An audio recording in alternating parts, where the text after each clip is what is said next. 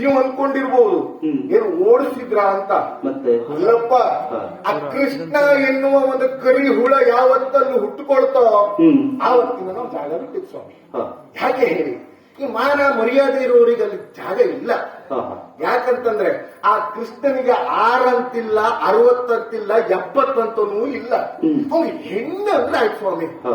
ಹಾಗಾಗಿ ನಾವು ಅಲ್ಲಿಂದ ಬಿಟ್ಟು ಬಂದದ್ದೇ ಬಿಟ್ರೆ, ಅದೇನೋ ಹೇಳ್ತಾರಲ್ಲ, ಹೇಸಿ ಬಂದದ್ದೇ ಬಿಟ್ರೆ ಹೆದರು ಬಂದವನಲ್ಲ.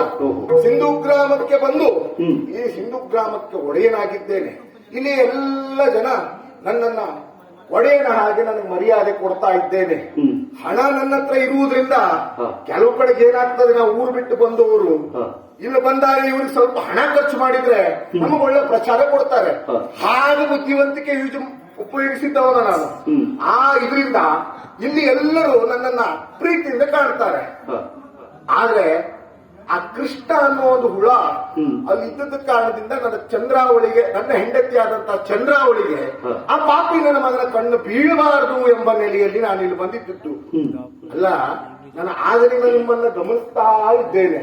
ಕೃಷ್ಣನನ್ನ ಬೈಯುವಾಗ ಈ ಮಾವಿನಕಾಯಿಯನ್ನ ನೀರಲ್ಲಿ ಹಾಕಿದಾಗ ಅದು ಕೆಲವು ದಿವಸಗಳಲ್ಲಿ ಅಲ್ಲೇ ಉಳಿದುಕೊಂಡಾಗ ಹೇಗೆ ಮುದುಡ್ತದೋ ಹಾಗೆ ನಿಮ್ಮ ಮುಖ ಮುದುಡ್ತಾ ಇದೆ.